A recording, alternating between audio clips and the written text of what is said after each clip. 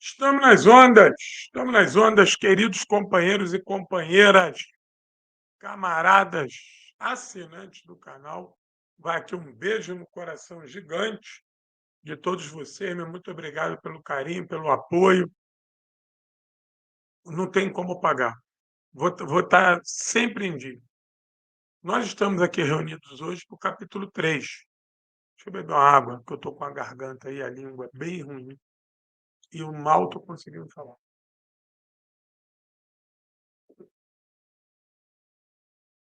Tá bravo, muito bravo. Bom, estamos aqui reunidos hoje para o capítulo 3, para que a gente possa dar prosseguimento ao nosso mini curso.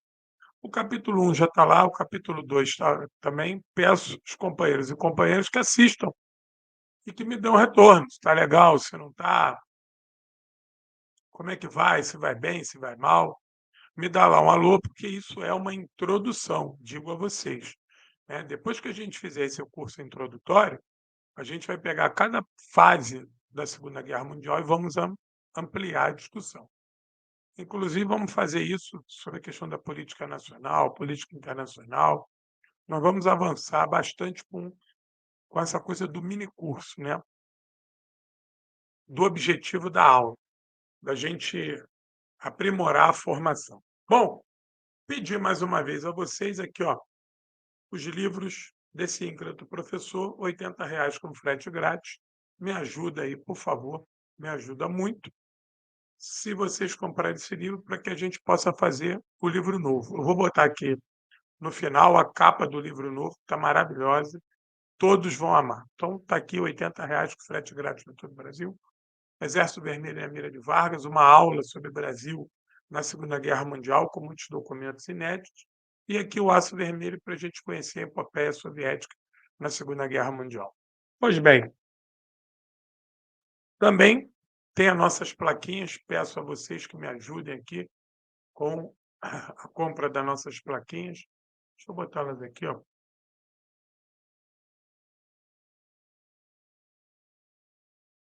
Aqui, ó.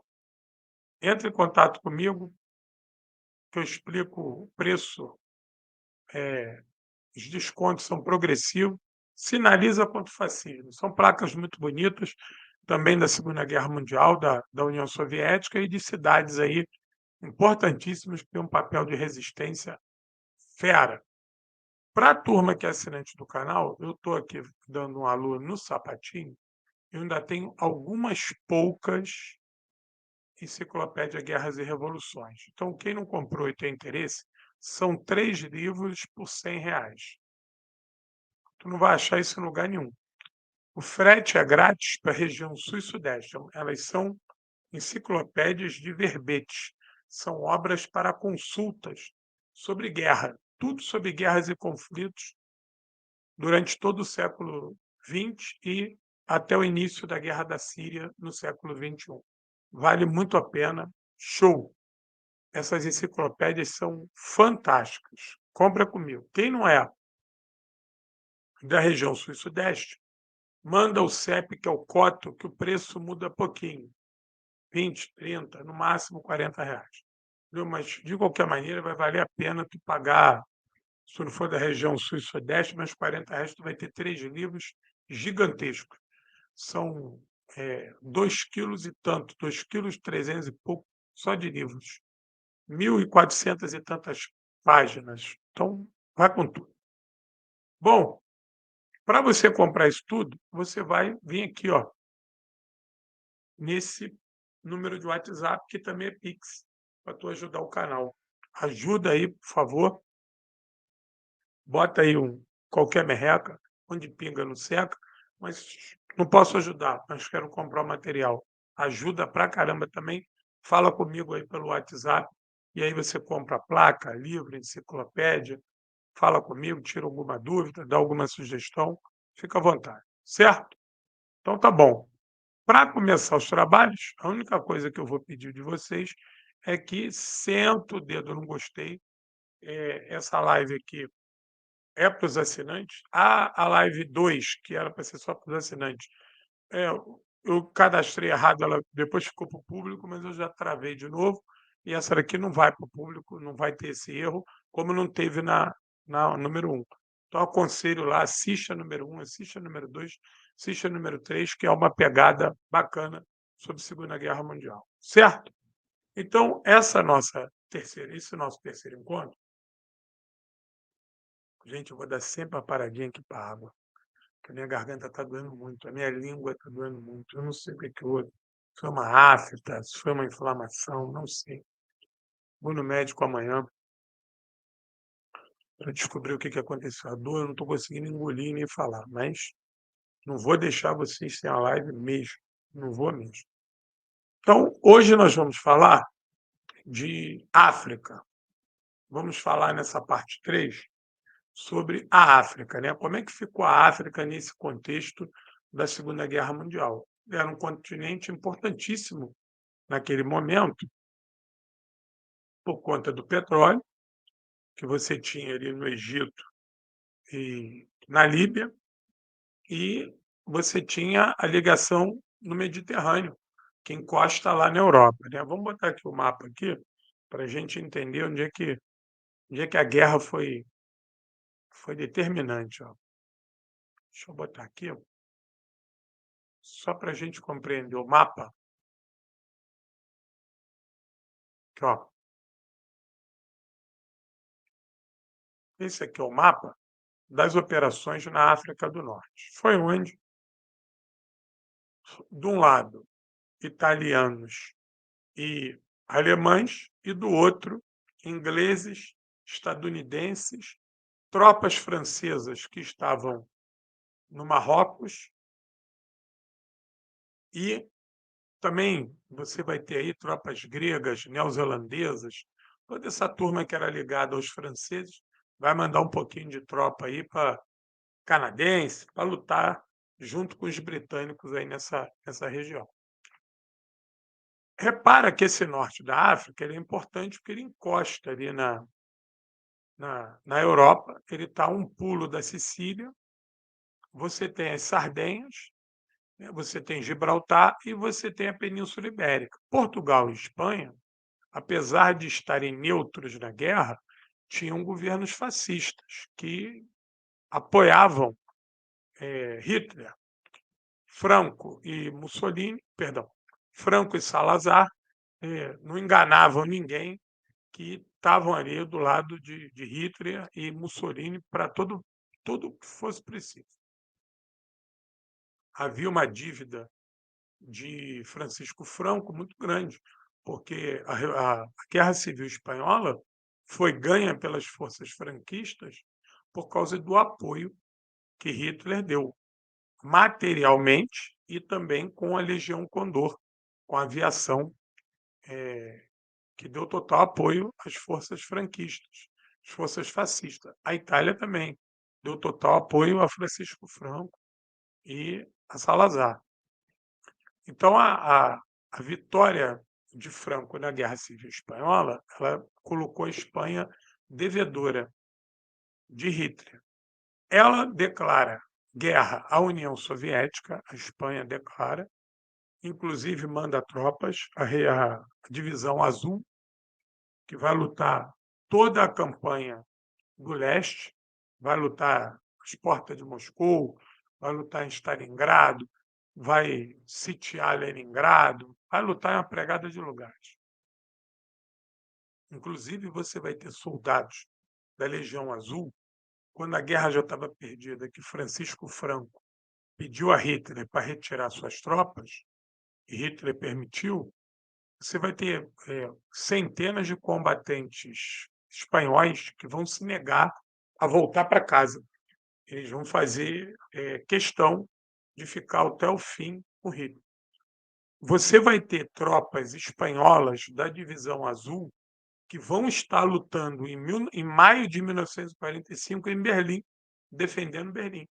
Eles estavam lá em Leningrado, estavam lá em Moscou, estavam lá em Stalingrado. Conforme vieram perdendo, eles vieram recuando, e essa turma que se negou a voltar para a Espanha. Os caras até o final defendendo Berlim. Então, a Espanha, nesse contexto de luta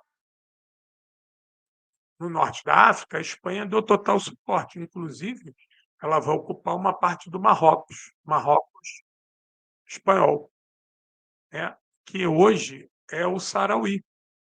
Sarauí está ali, essa região depois do Marrocos francês.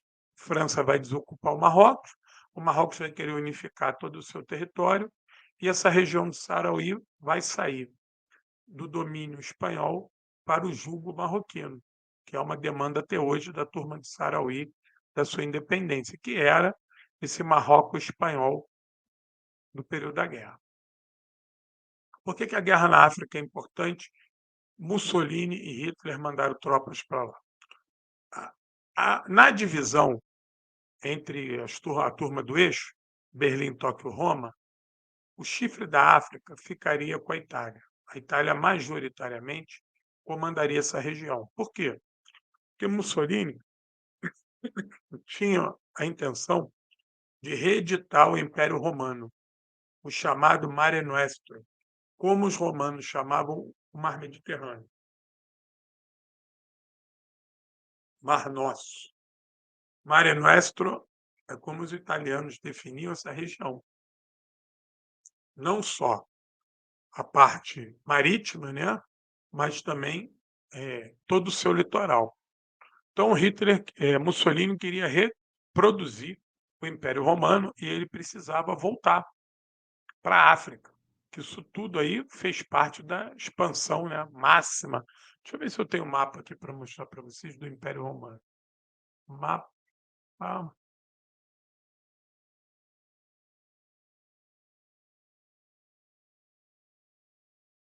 Deixa eu ver tá aqui, ó. Deixa eu mostrar aqui para vocês. Vocês vão entender que foi a mesma dinâmica que aconteceu na Segunda Guerra Mundial. Os fascistas de Mussolini, eles tentaram reproduzir. Deixa eu tirar isso aqui. Ó, olha bem esse mapa aí, o mapa da guerra, né? Olha aqui o que Mussolini queria reeditar. Peraí.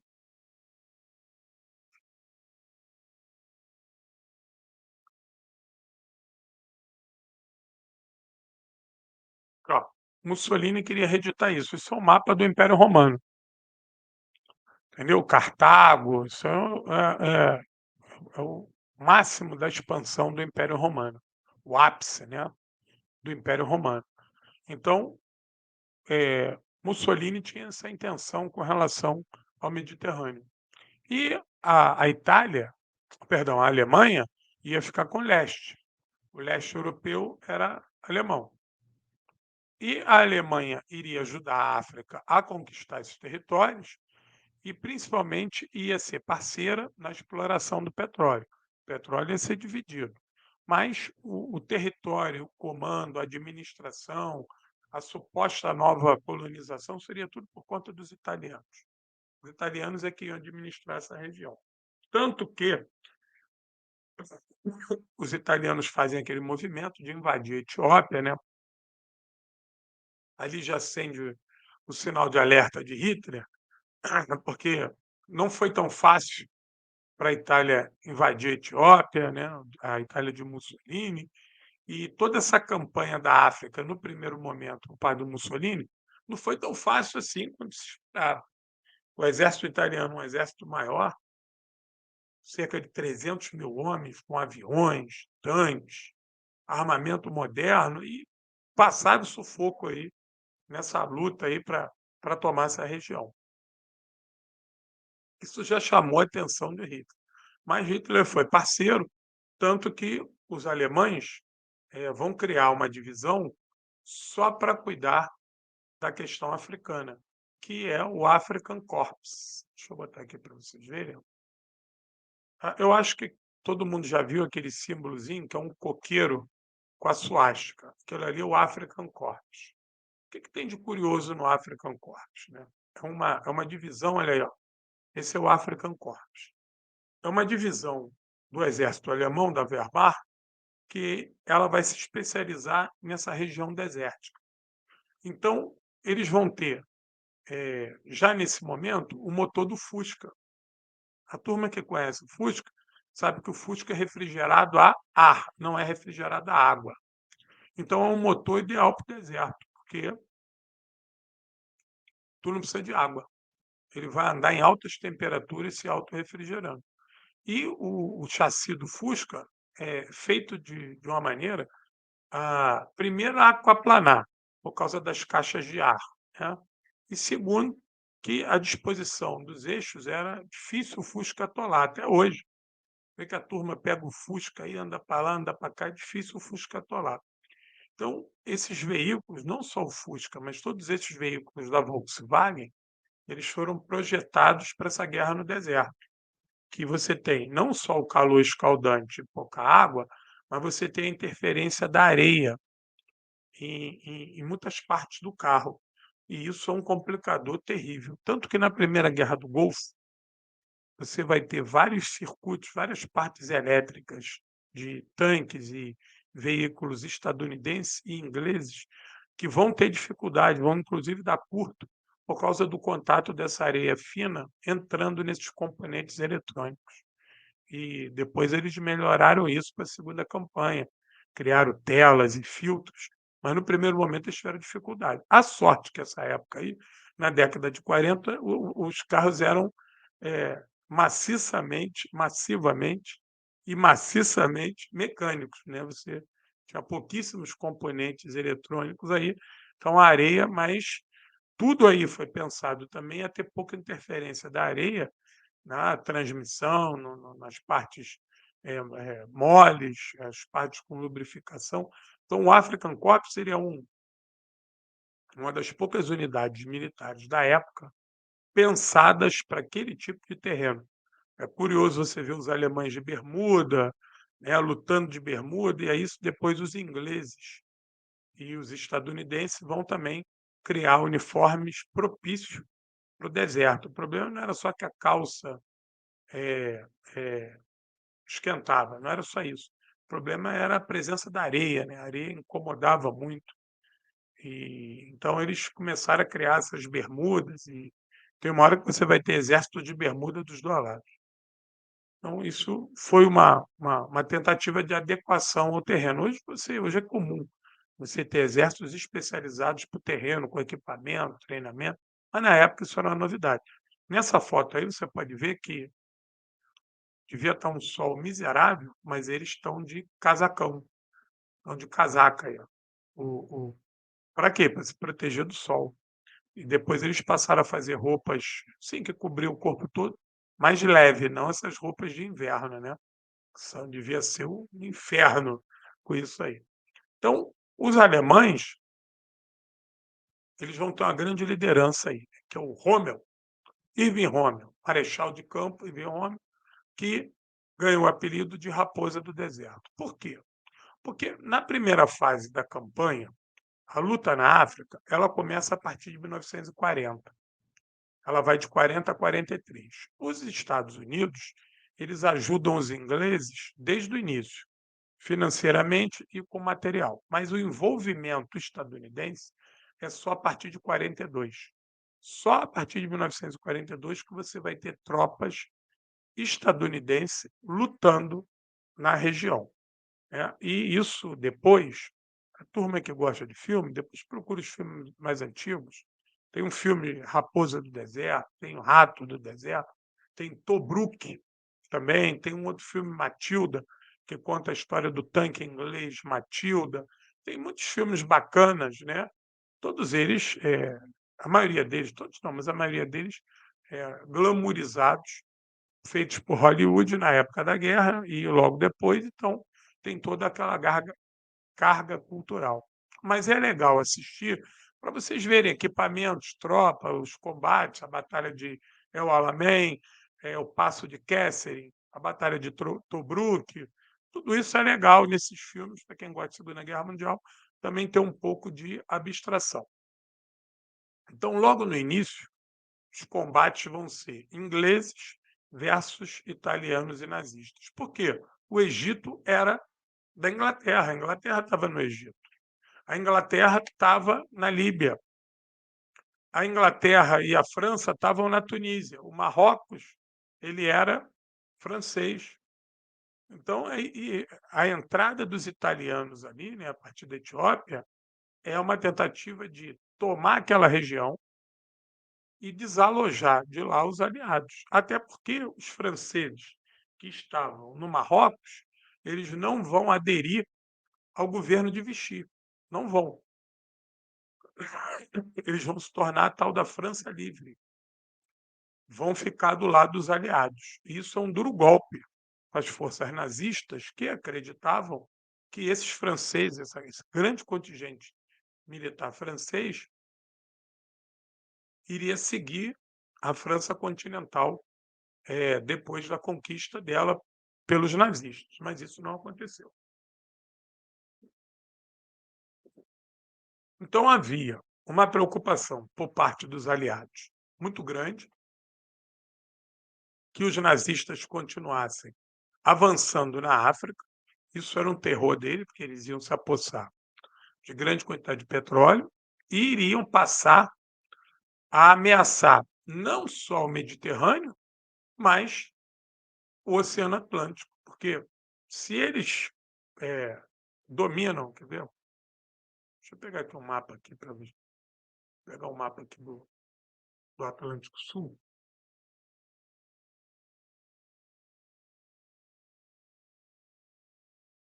A gente ter uma ideia melhor.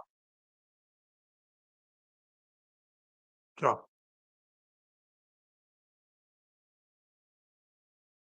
Uhum.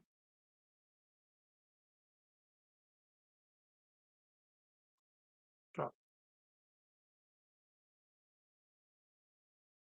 Deixa eu botar esse aqui, que vocês vão gostar desse mapa.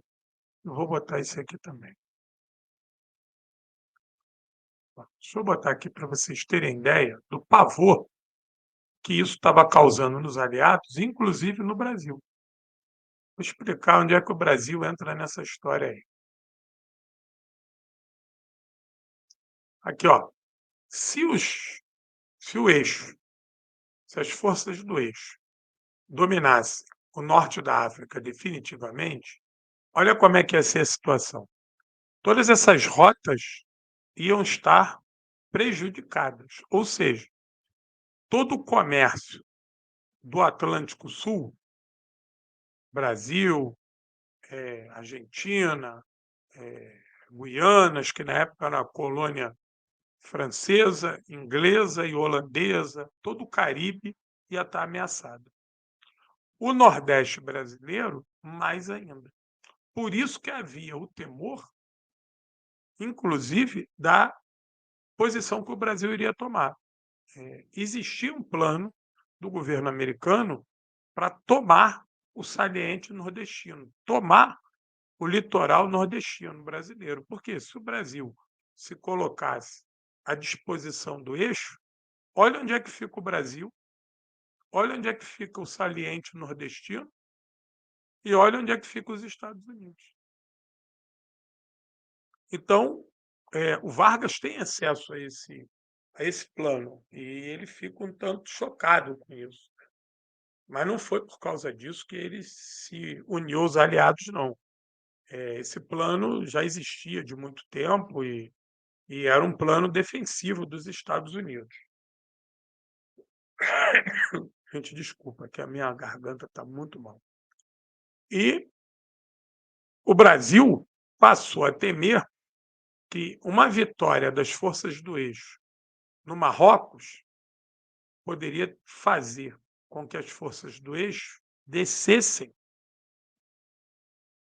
e fizessem o papel inverso que o Brasil fez no trampolim da vitória. O Brasil foi primordial para a vitória dos aliados na África. E quem diz isso são os aliados. Só que isso foi esquecido. O nome disso é trampolim da vitória. Deixa eu botar aqui um outro mapa para vocês verem o perigo que eram as forças do eixo naquela região. Ó.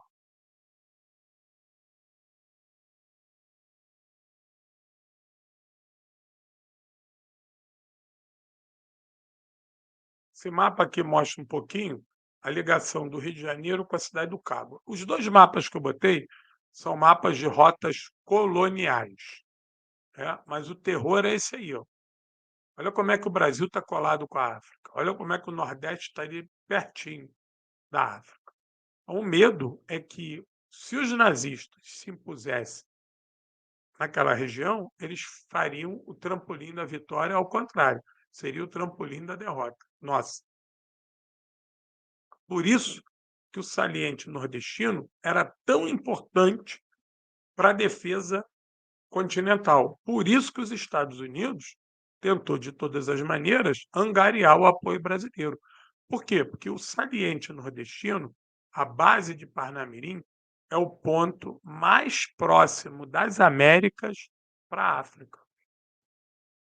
Dali, você conseguia voar com bombardeiros B-17.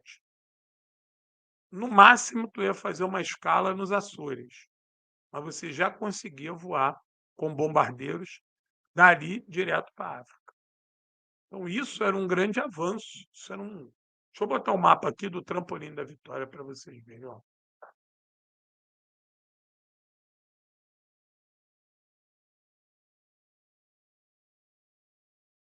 Peraí.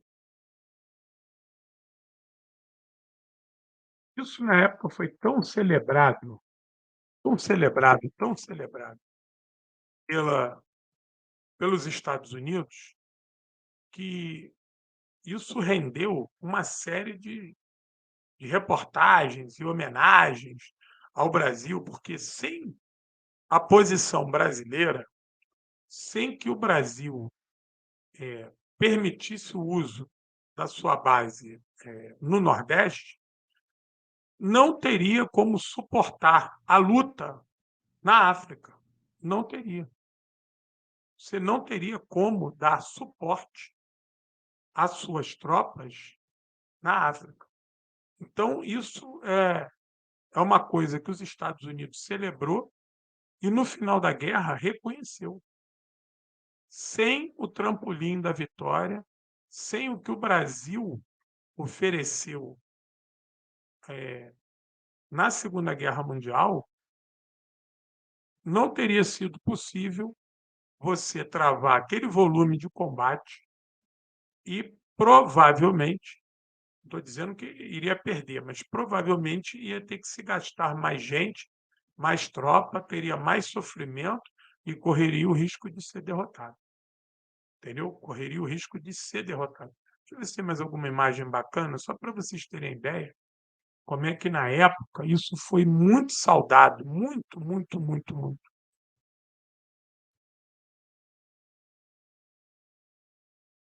Aí, eu vou botar para vocês aqui a propaganda.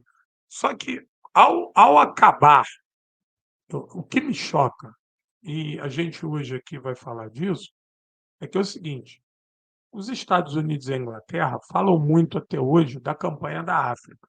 Muito.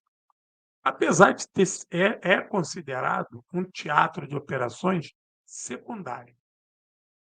Tinha 200 e poucos mil italianos, cerca de 30 e poucos mil alemães, e mais um aqui, outro ali. Não dava 300 mil tropas do eixo, e do lado de cá tinha em torno de 350 mil aliados. Então, isso aí, cara, perto das batalhas que tiveram no leste e na União Soviética, isso aí é merreca. Para tu ver, 3 anos de luta na África, 3 anos de luta na África, mobilizou menos gente do que a Batalha de Stalingrado, que durou 6 meses. Só para vocês terem ideia do volume da luta que era lá no leste. Lá era considerado um teatro de operações primário, não secundário. Mas quando você fala assim, mas o, o teatro de operações secundárias foi importante por causa do Oceano Atlântico, foi muito importante.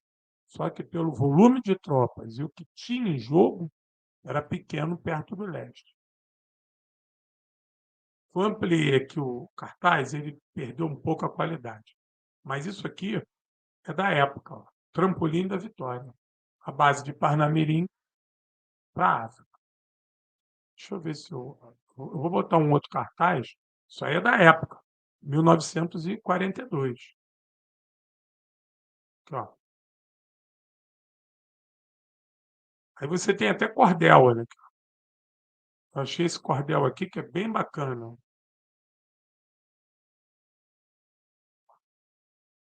Já vai acabar. Aqui, esse cordel aqui, ó, bem bacana. Parnamirim, o trampolim da vitória. Repara que todo o material de guerra vinha dos Estados Unidos para o Rio Grande do Norte, do Rio Grande do Norte ele era direcionado para a África, entendeu? Olha aí, olha a importância do Brasil nessa jogada, a importância do Brasil nessa jogada. E depois da guerra, isso foi esquecido. E aí você fala de Segunda Guerra Mundial, você fala de vitória na África, porra, e não cita mais o Brasil. Na época citavam, na época citavam, agradeciam. Aqui, ó, isso aqui é a rota comercial que se estabeleceu depois da guerra de aviões por causa da rota primária militar. Olha que coisa bacana.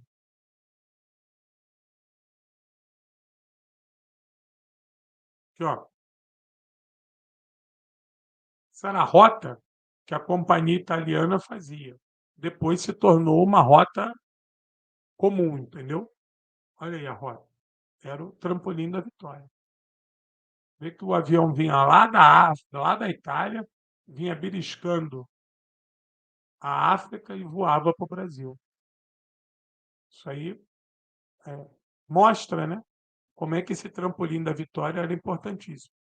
Volto a dizer para vocês, fico chateado, né, fico triste de saber que os Estados Unidos, na época que agradeceu tanto, tanto, tanto, tanto ao Brasil, fez vídeo, fez documentário, fez a porra toda. Deixa eu ver se eu acho aqui uma outra coisa para vocês. Ó. Peraí.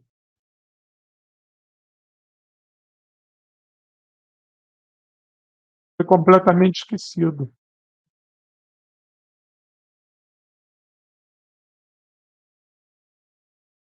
Aqui, porque a cidade de Natal ela vai se tornar a base mais importante dos Estados Unidos fora do país. Né? Isso é uma coisa que não. Porra, é grandioso, né, cara? Isso é grandioso. Inclusive, eu tenho uma live aqui sobre o trampolim da Vitória. Depois vocês procurem lá e assistam. Quer ver? Deixa eu ver se eu acho aqui só uma coisa para mostrar para vocês. Existe um museu, né, lá na cidade de Natal, que é dedicado ao trampolim da Vitória, lá na base de Parnamirim. Tem um filme, Forral, que conta isso, feito pelos americanos. Ó, tá aqui a base. Eu queria achar uma foto em preto e branco mesmo, só para vocês terem ideia. Essa era a base.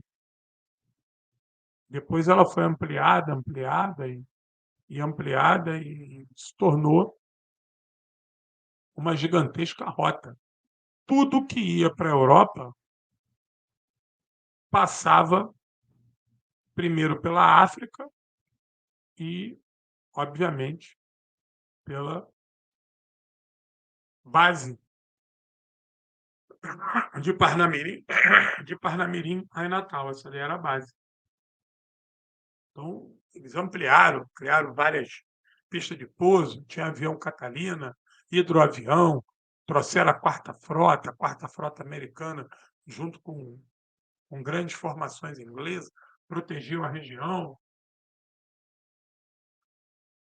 Não deixem de ver a minha live aqui sobre o trampolim da Vitória, que é muito legal. Então, toda essa campanha da África, ela só foi possível de ter sido feita com máximo de expertise e com grande quantidade de equipamento, que foram essa grande quantidade de equipamento que fez a diferença, porque se, se os estadunidenses tivessem que levar tudo dos Estados Unidos, eles teriam um caminho mais longo para percorrer e nós não podemos esquecer que o mar estava infestado de submarinos alemães.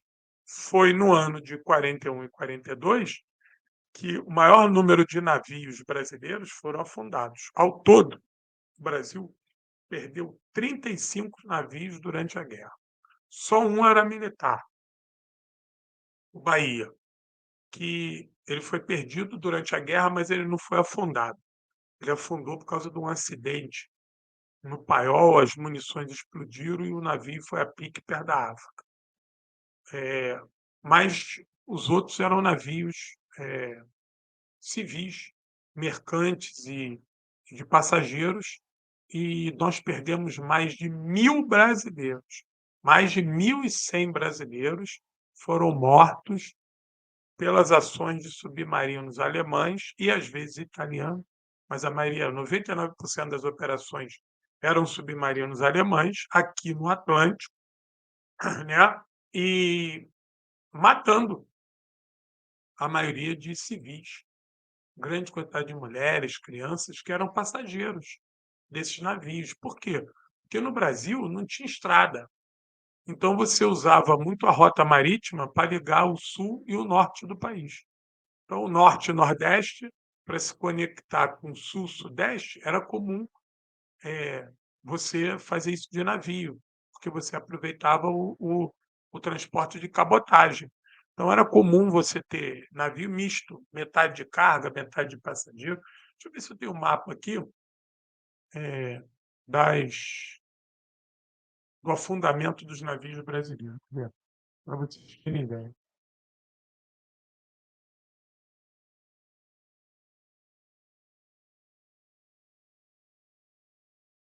Por isso eu acho o mapa aqui, dei mole que eu já devia ter trazido isso, mas não trouxe. Deixa eu ver aqui. Eu tinha esse mapa no meu outro computador, mas eu perdi tudo.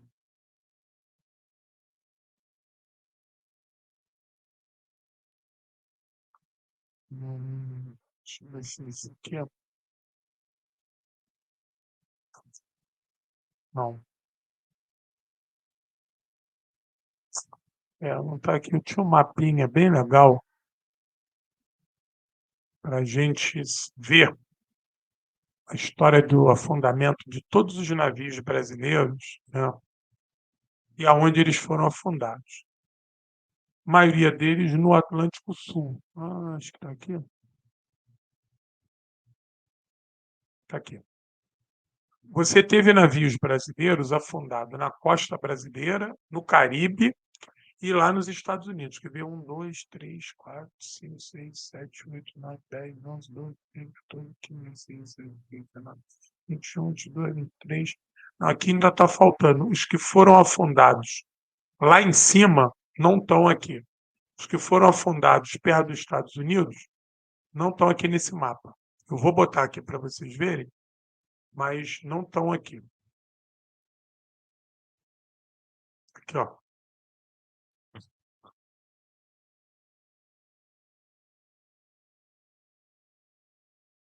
Aqui mostra Brasil e Caribe.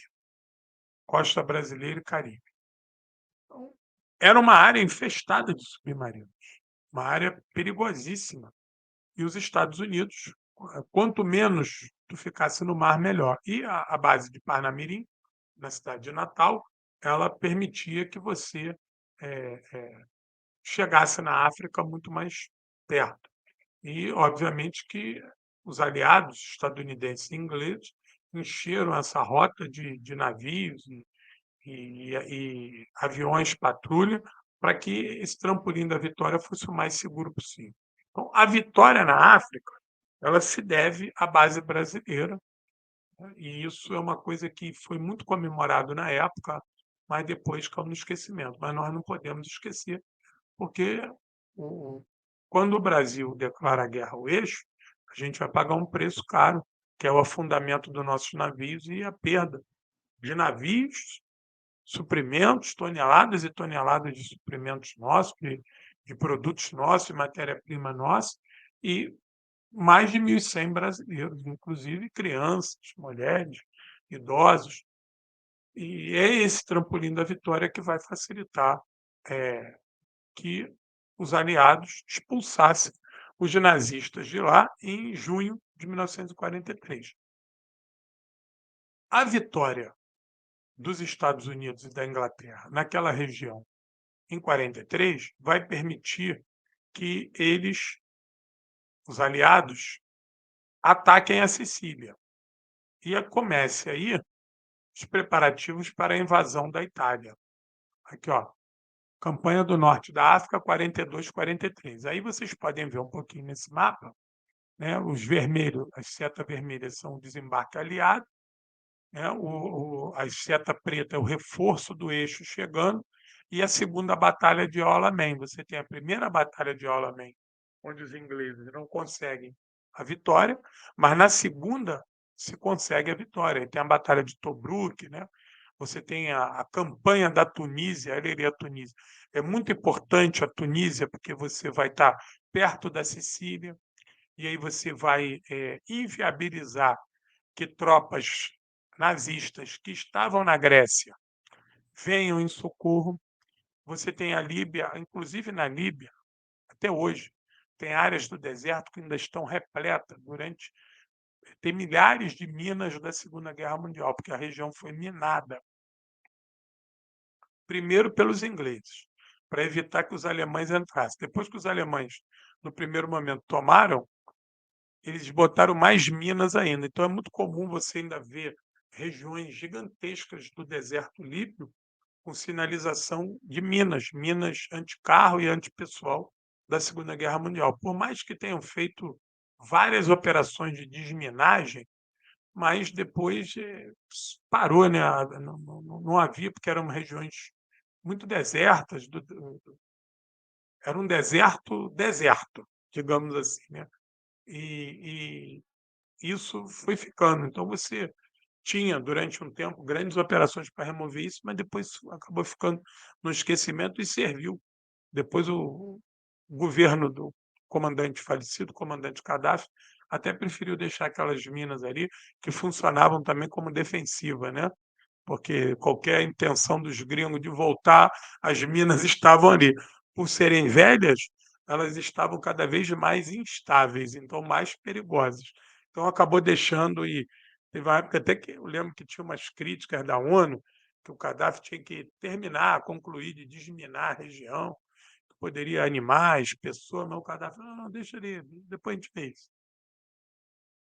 O comandante, com a sua sabedoria, via longe. Só não imaginou que o perigo ia ser aéreo, né. Então esse mapa aí mostra as operações que vão confluir na vitória, na expulsão do African Corps, na expulsão dos italianos e na retomada dessa área pelos aliados, inclusive liberando tropas francesas para saírem da África e participar da luta na Europa. O registro que a gente tem que fazer é a atuação pífia, extremamente pífia, dos soldados italianos, que não faziam questão nenhuma de lutar. Fizeram o corpo mole durante muito tempo e tinha hora que até preferiam se entregar. Corriam para se entregar para os ingleses. Conforme a guerra foi ficando dura, a partir de 43, o governo italiano ele não tinha mais como suportar suas tropas. Então passou a faltar comida, passou a faltar munição, passou a faltar água, passou a faltar combustível. Por quê? Porque os aliados também foram atacando essas rotas de suprimento. Então, tinha muitas tropas italianas que foram ficando um caco e que já não tinham mais condição de combater. Eu tentei lembrar antes da live, mas desculpa, que eu, além de estar com a minha garganta, com a minha língua muito ferrada, eu estou com uma gigantesca dor de cabeça. E o que que acontece? Eu, há poucos meses atrás, eu vi um filme novo, um filme de 2021, foda, sobre os italianos. É um filme italiano contando a vida deles na África. E conta a merda que era, sem comida, e que no final eles se entregam. Depois de uma unidade morrer tanto, sofrer tanto, eles procuram os ingleses para se entregar. E querem se entregar em troca de água, de comida, desesperados, cara tudo queimado, lábio rachado, cheio de ferida no corpo por causa do sol, e é baseado num fato real. Então, esse exército italiano, ele vai mostrar, além de covardia, está completamente despreparado para a altura do combate. Nos primeiros momentos, 40, 41, esse exército italiano, ele está disposto a lutar porque ele está amparado pela força dos nazistas. E eles vão impor derrotas fragorosas para os aliados. Nesse primeiro momento, até meados de 1942, os aliados vão passar muita vergonha na África, muita, principalmente na batalha do Passo de Kesselring. Depois, quem quiser estudar e se interessa por essa questão das operações militares na África, além da campanha da Tunísia, as duas batalhas de Alamein, a batalha de Tobruk, dá uma conferida na batalha do Passo de Kesselring, a armadilha que as tropas do eixo armaram os ingleses e para os estadunidenses, se eu não me engano, é a estreia dos estadunidenses em combate. E eles vão ser humilhados, humilhados pela tropa do eixo. Então, fica o registro aí, né, que essa batalha encarniçada de 40 a 43, ela ainda tinha o clima. O clima era a pior coisa possível, porque você, de noite, era frio e de dia extremamente quente. Então você tinha mudanças de temperatura muito constantes, muito constante mesmo. E isso dificultava, né, a vida do combatente, isso trazia uma série de problemas para esse para essa força de guerra. Ela ficava, entre a cruz e a espada. Ora usa casaco, ora tem que botar short, ora tem que carregar agora tem que carregar cobertor. A logística era complicada no deserto, inclusive a locomoção.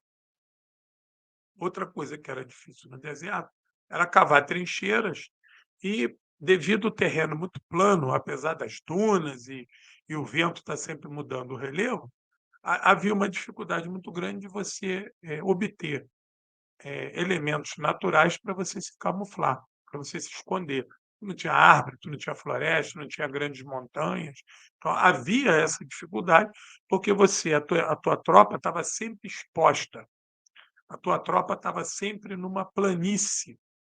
E isso facilitava, primeiro, a identificação da tropa, segundo, a ação dos aviões, e terceiro, tu virava alvo fácil da artilharia, porque tu tinha dificuldade para cavar essas trincheiras e era mais fácil te localizar, porque você não tinha elementos naturais para se camuflar. É um dos primeiros momentos onde você vai pensar camuflagem de uniforme.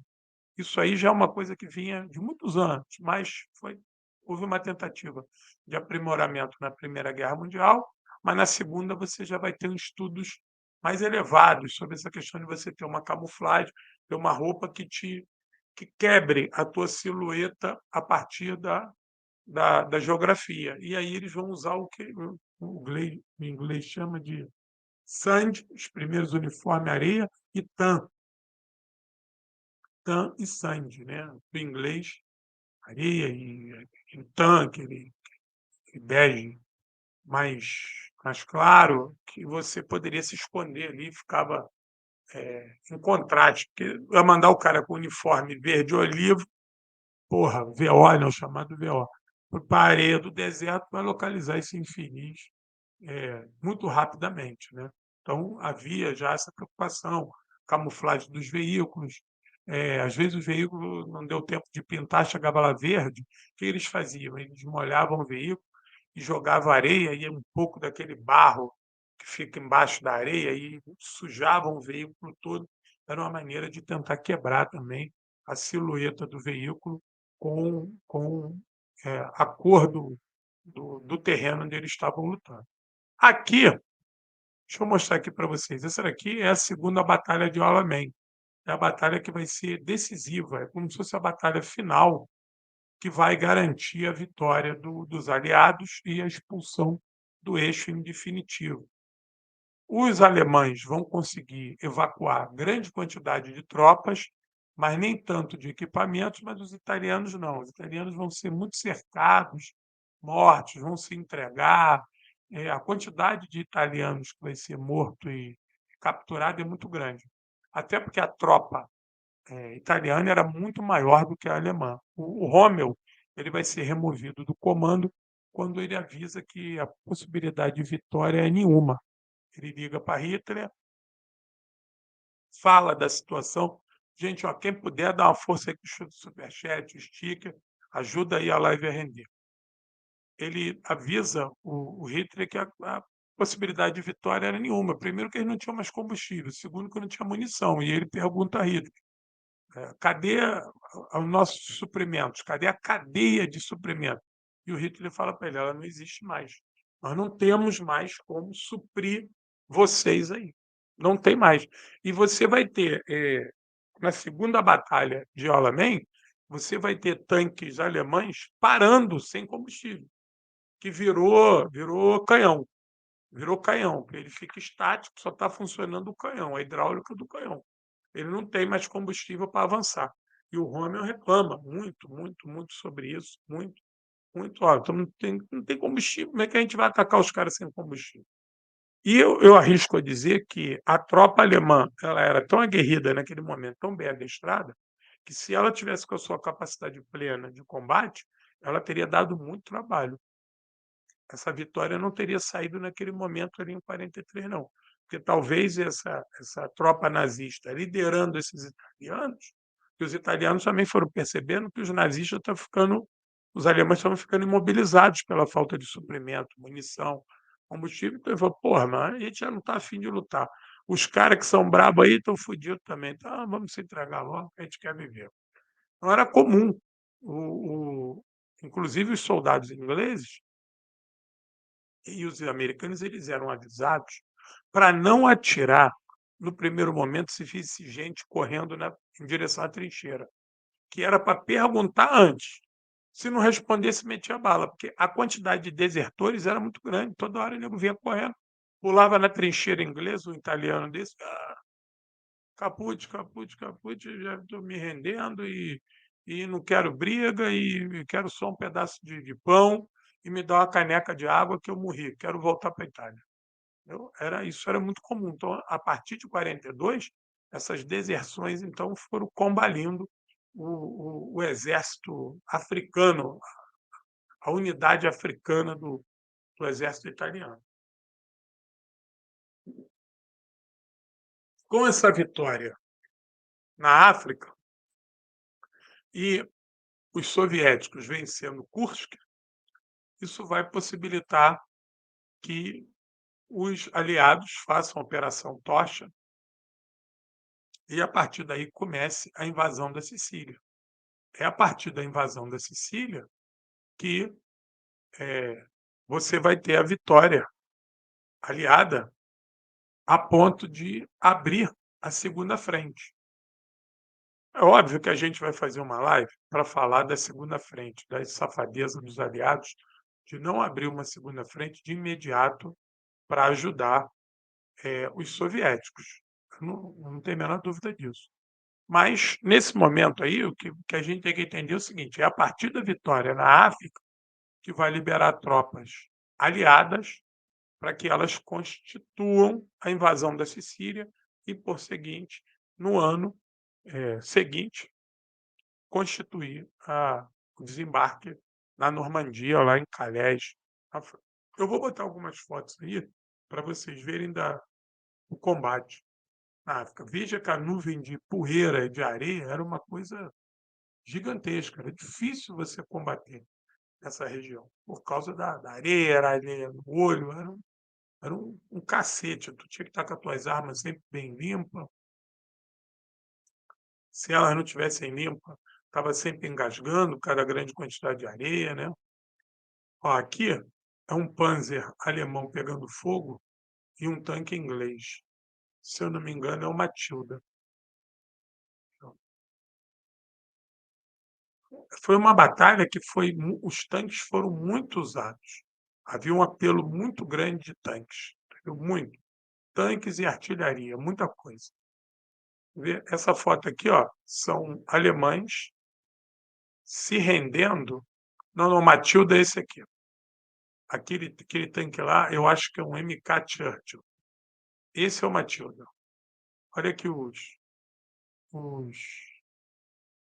os ingleses rendendo aí soldados nazistas e sendo rendido aí.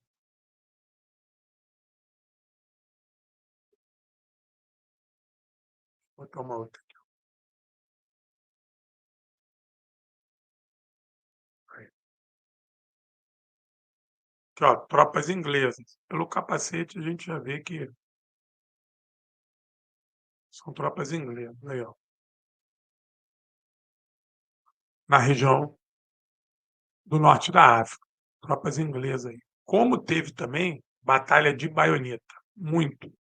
Como era difícil a questão das trincheiras, você não era comum acabar com aquelas trincheiras que a gente via na Europa, lá na União Soviética.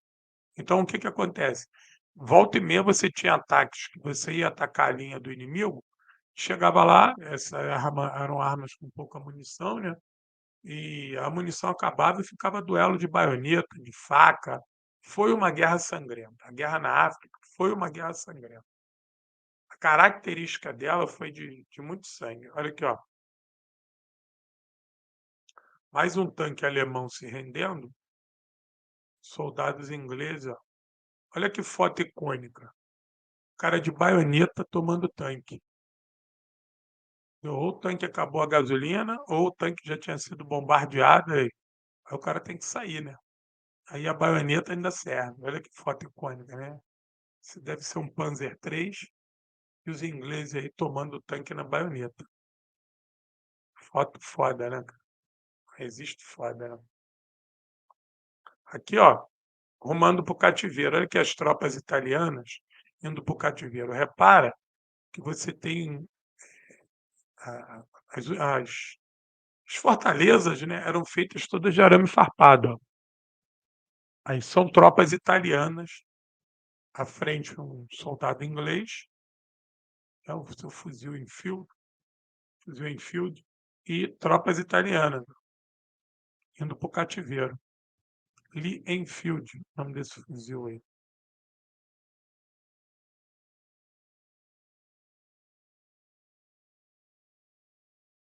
Essa foto aqui também é bacana. Ó. Isso aqui são tropas estadunidenses. Tomaram esse tanque aqui, ó, alemão, ó, também no deserto. Tropas estadunidenses. Isso aí com certeza já é segunda metade de 42, 43. Os estadunidenses não lutaram de bermuda, não, eles mantiveram o uniforme tradicional. Ingleses, italianos e alemães estavam de bermuda. Então, a batalha na África, ela é importante. É uma batalha importante. Ela causou muito medo no Brasil. O Brasil tinha medo de ser invadido. Os Estados Unidos tinham medo que também houvesse essa invasão a partir do Marrocos. E os Estados Unidos e os ingleses tiveram medo se o Brasil iria ceder ou não a a base de Natal de Parnamirim. O Brasil cedeu, se estabeleceu o trampolim da vitória, e a vitória na África e conseguinte salto para Sicília se deu por conta dessa operação, graças ao saliente nordestino, graças à participação brasileira. Porque essa base americana que tinha ali no Nordeste, ela era operada também por ingleses e os brasileiros também faziam parte dessa base, ajudando, brasileiros civis e militares, ajudando nas tarefas de organização dessa base. Entendeu? A Marinha Brasileira era parceira, apesar de ser pequena, ser insípida, né? Era uma marinha que foi se formando com o andar da guerra. A Marinha Mercante Brasileira participou do esforço de guerra. A empresa de Correios e Telégrafos, que a gente chama hoje só de Correio, teve uma participação importante ali também. Foi ela que estabeleceu os cabos de comunicação com o resto do Brasil, com a ajuda dos estadunidenses. Então, a base de Parnamirim é muito importante. Você não pode falar da vitória na África sem falar do papel do Brasil, da ajuda que o Brasil deu cedendo a sua base. Tem uma live minha aqui que chama-se Trampolim da Vitória, quem quiser ver mais detalhado, tem muito mais informações e mapas e imagens para vocês entenderem. Hoje eu queria dizer só o seguinte: vamos estudar a Segunda Guerra Mundial? Vamos. Vamos estudar a vitória dos aliados na África? Vamos. Foi uma vitória foda? Foi. Só que não podemos esquecer do apoio logístico que a base deu. Não podemos esquecer também que no início, 41, até meados de 42, as tropas aliadas sofreram muito. Do mesmo jeito que os soviéticos sofreram no início da luta com os alemães, salvaguardando a devida proporção, esses ingleses e esses estadunidenses também sofreram, porque eles também não estavam preparados para enfrentar a Alemanha nazista. Então, muitas vezes fala assim: os soviéticos não estavam preparados, perderam para caramba, foram derrotados. Ninguém estava preparado, nem os ingleses, nem os estadunidenses, que também sofreram lá em Dunkerque, sofreram na linha Maginot e sofreram na África também. A virada deles vai se dar junto com a virada soviética. A partir de 43 é que eles começam a se organizar, tanto os soviéticos quanto os aliados, a mudar suas táticas, suas estratégias, seus equipamentos, e eles foram aprendendo com os erros a lutar contra esse exército alemão. Então, quando se fala dos soviéticos, perdeu para e os aliados também perderam gente pra caramba. Claro que salvaguardando a devida proporção, como eu falei para vocês, na África tinha ao todo 500.000 homens lutando.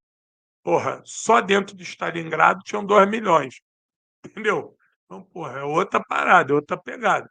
Mas o terror com as o primeiro embate com os nazistas foi igual para todo mundo, foi uma grande novidade. Ainda sobre a guerra na África, eu vou deixar aqui uma indicação, ó. Isso aqui é uma série,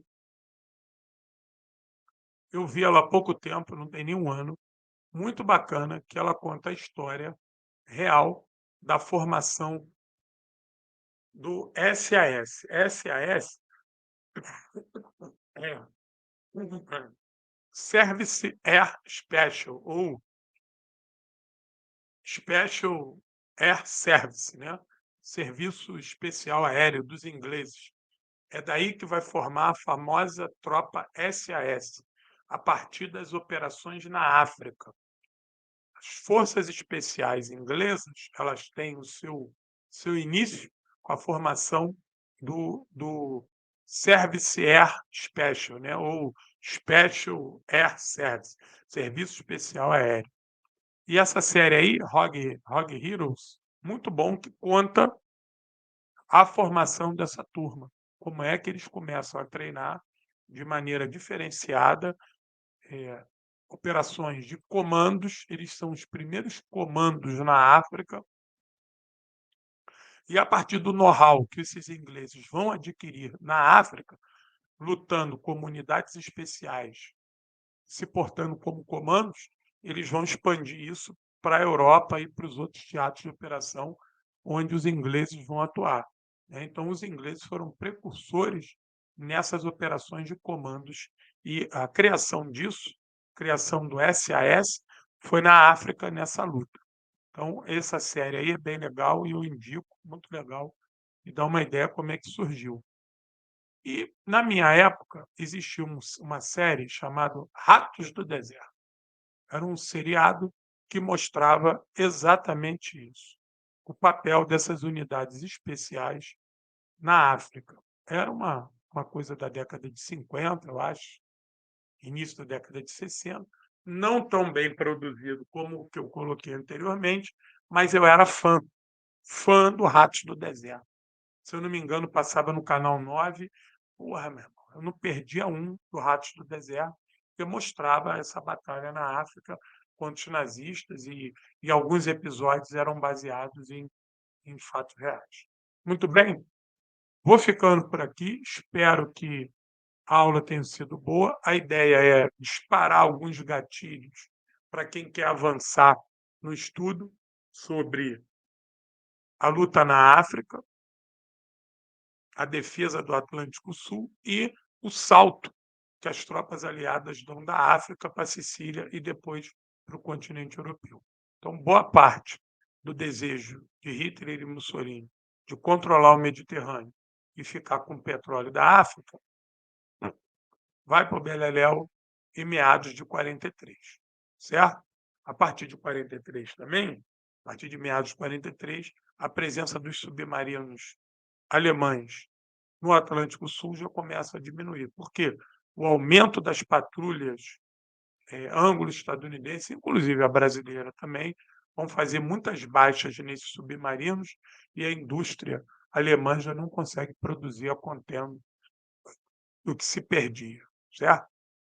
Então a batalha na África é uma batalha importante, mas é considerado um teatro de operações de segunda monta. Contudo, o heroísmo dos aliados que lutaram lá está acima disso tudo, e a nossa consideração a todos esses soldados neozelandeses, canadenses, ingleses, poloneses, gregos e uma série de outros povos, os africanos, todos esses que lutaram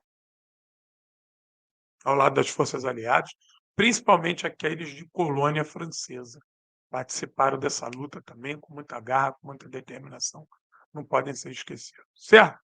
Queridos companheiros, me ajude aqui com o livro, quem puder, compra, dá uma força. Desculpa a gente não avançar mais, eu estou muito mal, dor de cabeça gigante, dor na vista, não consigo falar direito. Esse nó aqui dói tudo, é língua, é garganta, é afta, tá foda. Mas a aula está aí e ela é um start para quem quiser se, se dedicar, se aprofundar, certo? Agradeço a todos e todas, vamos em frente. Urra! Muito obrigado.